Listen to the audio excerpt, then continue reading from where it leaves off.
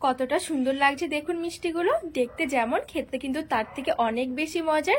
একদম কিন্তু মুচমুচে আর রসে ভরা। শুধুমাত্র ময়দা থাকলে কিন্তু আপনারা এরকম খুব সহজে চন্দ্রকলা মিষ্টি বানিয়ে নিতে পারেন, খুবই সহজে। আর দেখুন একটা কতটা লোভনীয় লাগছে দেখতে মিষ্টিগুলো। নমস্কার বন্ধুরা, প্রতিদিনের মতো আরো একটা দুর্দান্ত রেসিপি নিয়ে হাজির হয়ে গেছি। আজকে আমি আপনাদেরকে শুধুমাত্র ময়দা দিয়ে চন্দ্রকলা মিষ্টি বানিয়ে দেখাবো।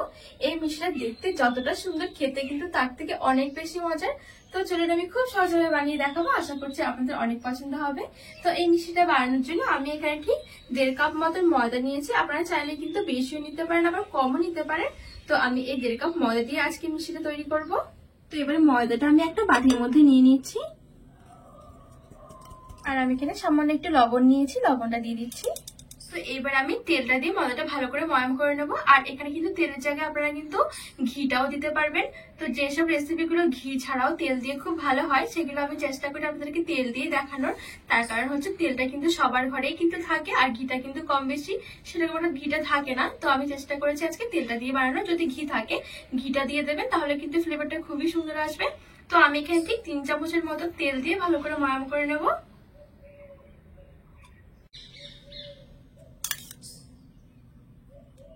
এবার আমি এই তেলটা দিয়ে ভালো করে মিশিয়ে একটু ডোলো ডোলো ময়াম করে নেবো।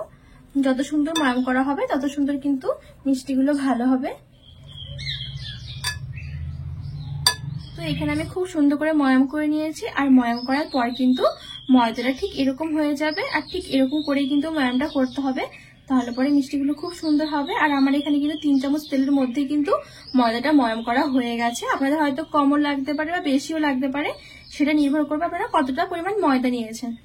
এবার আমি এখানে অল্প অল্প করে জল দিয়ে একটা ডো বানিয়ে নেব। এবার আমি এখানে অল্প অল্প করে জল দিয়ে একটা ডো বানিয়ে নেব।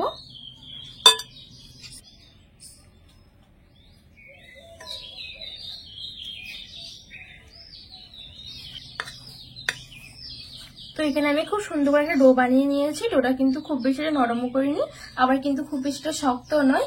এবার আমি ঢাকা চাপা দিয়ে 10 মিনিটের জন্য রেখে দেব। তো এবার আমি চন্দ্রকলা মিষ্টিটার জন্য একটা পুর বানিয়ে নেব। তো এখানে একটা খোলা বসিয়ে হালকা করে একটু গরম করে নেব। তো এখানে খোলাটা গরম হয়ে গেছে। এবার আমি ঠিক এখানে 1 চামচের মতন ঘি দিয়ে দিচ্ছি, আর সামান্য একটু বাদাম কুচি দিয়ে দিলাম। এবার আমি এখানে 2 চামচের মতন সুজি নিয়েছি। এবার আমি সুজিটা দিয়ে দিচ্ছি। এবার আমি শুকনো খোলায় একদম হালকা আঁচে ভেজে নেব। তো এখানে আমি খুব সুন্দর করে ভেজে নিয়েছি। এবার আমি 1/2 কাপের মতন জল দিয়ে দিচ্ছি।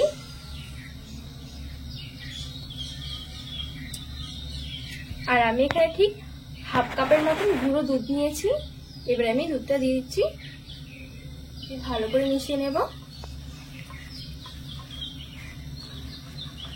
এখানে আমি গুঁড়ো দুধটা দিয়ে ভালো করে মিশিয়ে নিয়েছি। আমি এখানে 1 চামচের মতন চিনি দিয়ে দিচ্ছি, ভালো করে মিশিয়ে নেব। তো এখানে আমি সবকিছু ভালো করে মিশিয়ে নিয়েছি। এবার আমি হালকা আছে 2 থেকে 3 মিনিটের জন্য রান্না করে নেব, একটা ঘন ভাব আসা পর্যন্ত। আর আপনারা কিন্তু এখানে গুঁড়ো দুধের পরিবর্তে মাওয়াটাও দিতে পারবেন। তো এবার আমি 2 থেকে 3 মিনিট পর্যন্ত রান্না করে নেব। তো এখানে আমি একদম হালকা আছে 2 থেকে 3 মিনিটের মতো রান্না করে নিয়েছি। আর এখন কিন্তু অনেকটাই পুরো ঘন হয়ে গেছে, এর থেকে বেশি কিন্তু ঘন করব না। আর অবশ্যই কিন্তু সুজির তুলনায় কিন্তু গুঁড়ো দুধটা একটু বেশি দিতে হবে, তাহলে পরে খিরখির লাগবে খেতে। এবার আমি নামিয়ে এক সাইডে রেখে দেব। তো এবারে মিষ্টিটার জন্য একটা চিনি শিরা তৈরি করে নেবো। তো আমি এখানে একটা হাঁড়ি বসিয়ে দিয়েছি। তারপর আমি এখানে ঠিক 1/2 কাপের মতো চিনি নিয়েছি। এবার আমি চিনিটা দিয়ে দেবো। আর সাথে আমি 2টি এলাচ দিয়ে দিয়েছি। আর ঠিক 1/2 কাপের মতন আমি জল দিয়ে দেব। এবার নেড়ে চেড়ে আমি একটা চিটচিটে শিরা তৈরি করে নেব। তো এখানে কিন্তু চিনিটা খুব সুন্দর করে গলে গেছে।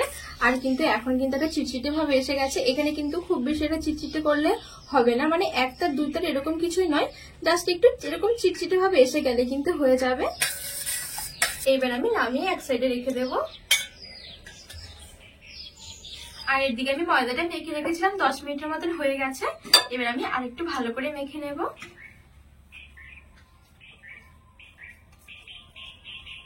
এবার আমি এখান থেকে ছোট ছোট করে লেচি কেটে নেব, আর লেচিগুলো একটু সমান ভাগে ভাগ করে নেব।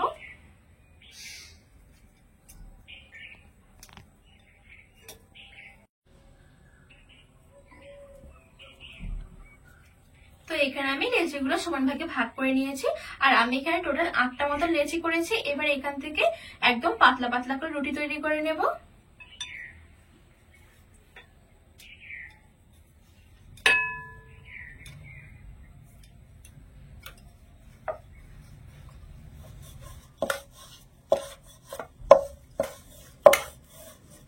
তো এখানে কিন্তু আমি খুব সুন্দর করে একদম পাতলা করে রুটিটা বেলে নিয়েছি।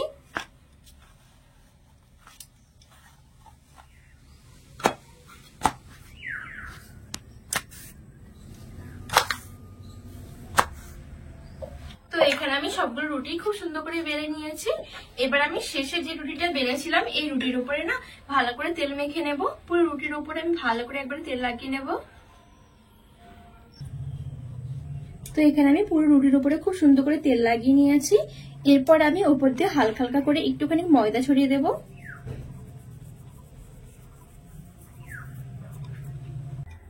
এবার আমি আরেকটা রুটি এরকম নিয়ে উপর দিয়ে চাপিয়ে দেব। আমি এই রুটিটার উপরেও খুব সুন্দর করে তেল মেখে নেব।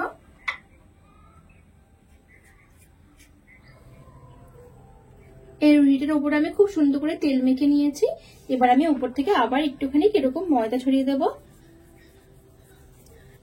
দিয়ে আবার আমি উপর দিয়ে আরেকটা রুটি চাপিয়ে দেব। ঠিক এরকম করে যতগুলো রুটি তৈরি করে রেখেছিলাম ঠিক এরকম করে লেয়ার তৈরি করে নেব একটা। তো এখানে আমি সব রুটিগুলো দিয়ে খুব সুন্দর করে একটা লেয়ার তৈরি করে নিয়েছি। এখানে এবার যে রুটিটা আমি শেষে দিয়েছি সেই রুটিটার উপরেও কিন্তু খুব সুন্দর করে তেল মেখে একটুখানি ময়দা ছড়িয়ে নেব। খুব সুন্দর করে ময়দা ছড়িয়ে নিয়েছি। এবার আমি নিচের দিকটা ধরে একটা টাইট করে একটা রোল তৈরি করে নেব।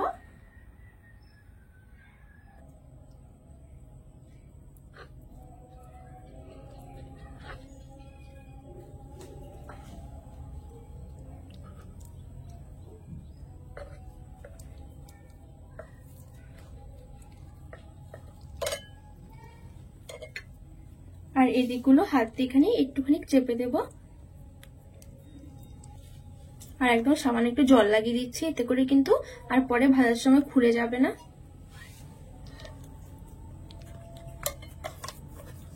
এবার আমি একটু হাত দিয়ে এরকম একটুখানি লম্বা করে নেব। এবার আমি এরকম সাইড থেকে ছোট ছোট করে কেটে নেব।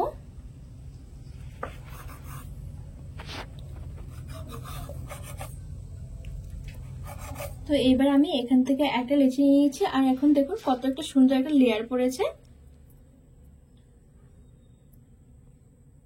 তো এবার আমি চাটুর মধ্যে রেখে হালকা একটুখানি গোল করে নেব। এবার আমি উপর দিয়ে সামান্য একটুখানি ময়দা ছড়িয়ে একদম হালকা হাতে বেলে নেব। এবার যে আমি পুরটা তৈরি করে রেখেছিলাম সেই পুরটা উপর দিয়ে দিয়ে দিচ্ছি এভাবে। এবার আমি উপর দিয়ে আরেকটা সেম এরকম আরেকটা রুটি এরকম চাপিয়ে দিলাম। এবার এই সাইডগুলো একটুখানি সমান করে নেব। এবার আমি একটুখানি মুড়িয়ে মুড়িয়ে একটা ডিজাইন করে দেব।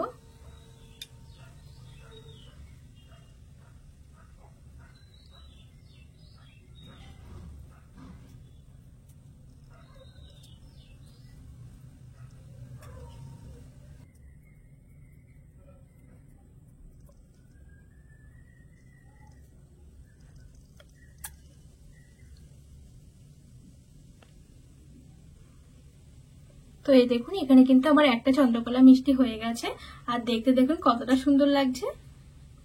তো ঠিক আমি সমানভাবে সবগুলো এরকম বানিয়ে নেব।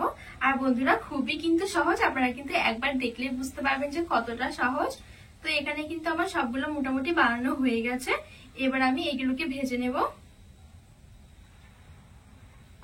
তো এবার আমি মিষ্টিগুলো ভাজার জন্য এখানে কিছুটা তেল আগে থাকতে একদম হালকা কুসুম করে গরম করে নিয়েছি।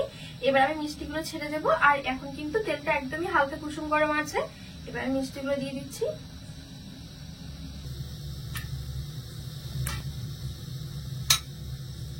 এবার আমি একদম হালকা আছে ভেজে নেব। আঁচটা কিন্তু এখন বাড়ানো যাবে না, একদম হালকা আছে ভাজতে হবে। তো এখানে 2 থেকে 3 মিনিটের মতো আমি খুব সুন্দর করে ভেজে নিয়েছি, কিন্তু খুব সুন্দর একটা কালার এসেছে। আর দেখুন দেখতে কতটা সুন্দর লাগছে মিষ্টিগুলো। তো এখানে খুব সুন্দর করে ভাজা হয়ে গেছে আর দেখুন খুব সুন্দর কিন্তু একটা কালারও এসেছে। এবার আমি তেল থেকে তুলে নেব।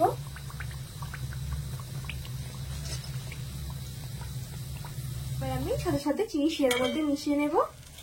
তো এখানে কিন্তু খুব বেশি কিন্তু চিনি শিরার মধ্যে মেশানোর দরকার নেই, একটু উল্টে পাল্টে মিশিয়ে নিলে হয়ে যাবে। তো এখানে কিন্তু আমার চন্দ্রকলা মিষ্টি তৈরি করা হয়ে গেছে। আর সবগুলো মিষ্টি ঠিক আমি এরকম করে ভেজে চিনি শিরার মধ্যে কোট করে নেব। তো এখানে চিনি শিরার মধ্যে মেশানোর পর দেখুন দেখতে কতটা সুন্দর হয়েছে। তো এইবার আমি একটা প্লেটের মধ্যে মিষ্টিগুলো সাজিয়ে নেব। আর মিষ্টিগুলো দেখতে দেখুন কতটা সুন্দর হয়েছে। আর আরেকটু দেখার সুন্দরের জন্য আমি সামান্য বাদাম কুচি আর একটুখানি কেশর দিয়ে সাজিয়ে নিয়েছি। এবার দেখুন মিষ্টিগুলো দেখতে কতটা লোভনীয় হয়েছে। দেখতে যেমন সুন্দর, খেতে কিন্তু তার থেকে অনেক বেশি মজার। শুধু কিন্তু ময়দা থাকলে আপনারা এরকম মুচমুচে মিষ্টি বানিয়ে নিতে পারেন। আর মিষ্টিগুলো দেখুন কতটা লোভনীয় হয়েছে, খুবই মজার লাগে মিষ্টিগুলো। আপনারা কিন্তু অবশ্যই এভাবে একবার বাড়িতে বানিয়ে দেখবেন, খুবই সহজ বানানো।